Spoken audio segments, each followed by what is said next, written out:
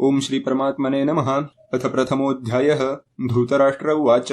धर्मक्षेत्रे कुरुक्षेत्रे समवेतायुत्सवः मामकाः पाण्डवाश्चैव किमकुर्वत संजय। संजय उवाच दृष्ट्वा तु पाण्डवानीकं व्युढन् दुर्योधनस्तदा आचार्यमुपसंगम्य राजा वचनमब्रवीत् पश्यैतां पाण्डुपुत्राणामाचार्य महतीं चमुं व्यूढान् द्रुपदपुत्रेण तव शिष्येण धीमता अत्र शूरा महेश्वासा भीमार्जुनसमायुधि युयुधानो विराटश्च द्रुपदश्च महारथः धृष्टकेतुश्चेकितानः काशीराजश्च वीर्यवान् पुरुजित् कुन्तिभोजश्च शैब्यश्च नरपुङ्गवः युधामन्युश्च विक्रान्त उत्तमौजाश्च वीर्यवान् सौभद्रो द्रौपदेयाश्च सर्व एव महारथाः अस्माकं तु विशिष्टा एतानि बोधद्विजोत्तम नायका मम सैन्यस्य संज्ञार्थं ब्रवीमि ते भवान् भीष्मश्च कर्णश्च कृपश्च समतिजयः अश्वत्थामा विकर्णश्च सौमदत्तिस्तथैव च अन्ये च बहवः शूरा मदर्थे त्यक्तजीविताः नानाशस्त्रप्रहरणाः सर्वे युद्धविशारदाः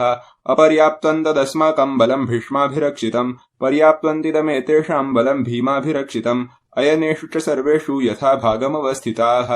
भीष्ममेवाभिरक्षन्तु भवन्तः सर्व एव हि तस्य सैजनयन् हर्षन् कुरु वृद्धः पितामहः सिंहनादं विनद्योच्चैः शङ्खं दद्मौ प्रतापवान् ततः शङ्खाश्च भैर्यश्च पणमानकगोमुखाः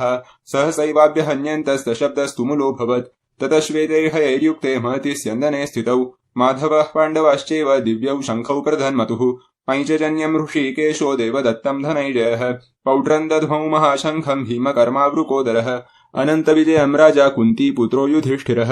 नकुलः सहदेवश्च सुघोषमणिपुष्पकौ काश्यश्च परमेश्वासः शिखण्डी च महारथः धृष्टद्युम्नो विराटश्च सात्यकिश्चापराजितः द्रुपदो द्रौपदेयाश्च सर्वशः पृथिवीपते सौभद्रश्च महाबाहुः शङ्खान् दध्म पृथक् पृथक् सघोषो धर्तराष्ट्राणां हृदयानि व्यदारयत् नभश्च पृथ्वी चैव तुमुलो व्यनुनादयन् अथ व्यवस्थितान् दृष्ट्वा धर्तराष्ट्रान् कपिध्वजः प्रवृत्ते शस्त्रसम्पाते धनुरुद्यम्य पाण्डवः ऋषिकेशं तदा वाक्यम् इदमाह महीपते। अर्जुन उवाच सेनयोरुभयोर्मध्ये रथं स्थापयमेट्युत यावद्देतान् निरीक्षेऽहं योद्धुकामानवस्थितान् कैर्मया सह योद्धव्यमस्मिन् रणसमुद्यमे योत्समानान् वेक्षेऽहं ययेतेऽत्र समागताः धर्तराष्ट्रस्य दुर्बुद्धे युद्धे प्रियचिकीर्षवः। संजय उवाच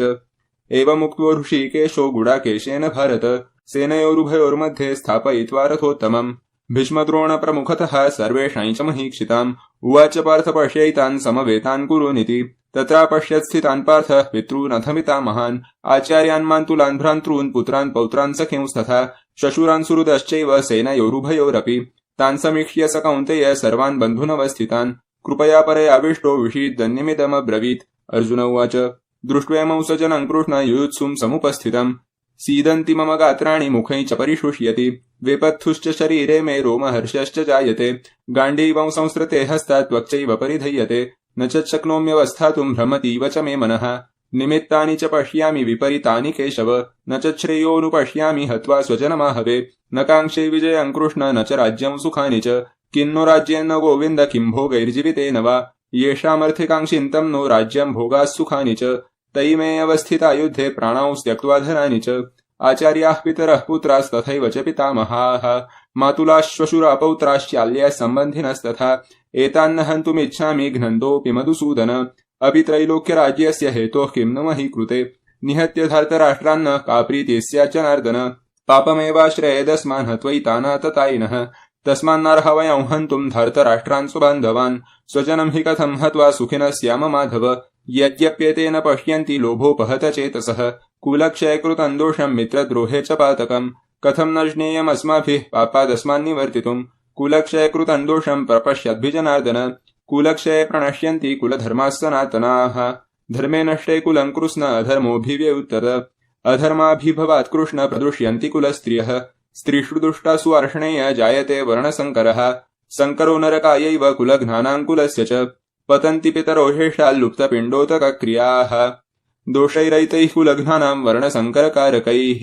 उत्साद्यन्ते जातिधर्माः कुलधर्माश्च शाश्वताः उत्सन्नकुलधर्माणां मनुष्याणां जनार्दन नरके नियतं वासो भवतीत्यनुशुश्रुम अहो बत महत्पापं कर्तुं व्यवसिता वयं यद्राज्यसुखलोभेन हन्तुं स्वजनमुद्यताः यदि माम प्रतीकारमशस्त्रं शस्त्रपाणयः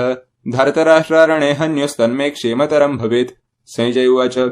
एवमुक्त्वार्जुनः सङ्ख्ये रथोपस्थौ पाविशत् विसृज्य सरचैचापं शोकसन्विग्नमानसः। ओम तत्सदिति श्रीमद्भगवद्गीतासु उपनिषत्सु ब्रह्मविद्यायां योगशास्त्रे श्रीकृष्णार्जुनसंवादे अर्जुनविषादयोगो नाम प्रथमोऽध्यायः।